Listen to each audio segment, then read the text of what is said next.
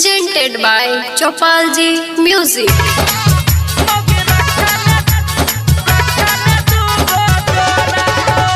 DJ विकास बेतिया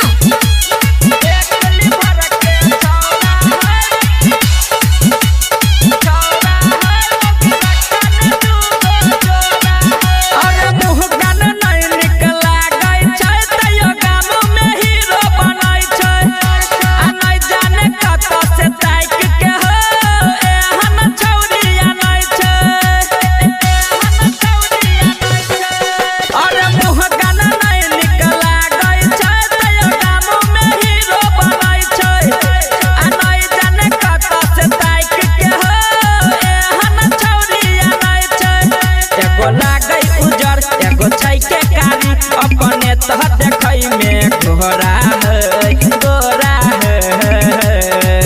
अरे एक liver के छौरा है मोगी रखने दूगो जोरा है एक लिभर के छौरा है मोगी रखने दूगो जोरा है DJ विकास बेतिया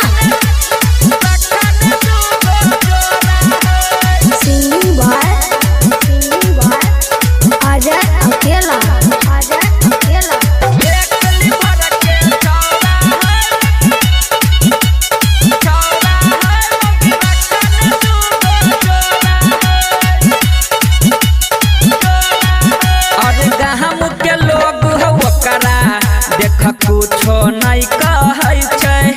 आ बापू ओकर कतवाल छै अपने ई रंगदार बनै छै ई रंगदार बनै छै एहो गाम के लोग ओकरा देख कुछो नहीं कहै छै आ बापू ओकर कतवाल छै अपने ई रंगदार बनै छै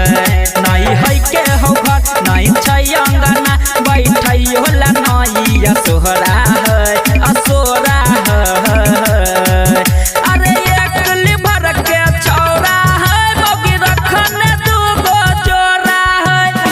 एक लिभर के छौरा है मोगी रखने दूगो जोरा है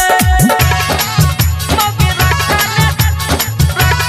दूगो जोरा है DJ विकास बेतिया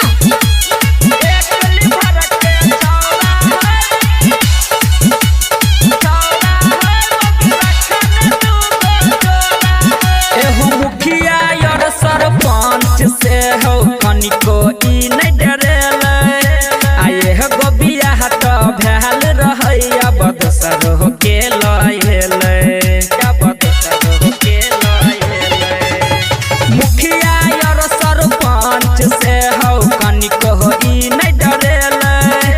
आए हो गोबिया हट भैल रहैया बदसर हो के लहेले कहे अजय उमेश बात छै के विशेष थाना पुलिस को करे ओरा है ओरा है अरे एक लिभर के छौरा है मोगी रखने दूगो जोरा है एक लिभर के छौरा है मोगी रखने दूगो जोरा है एगो चले नहीं त केले के भार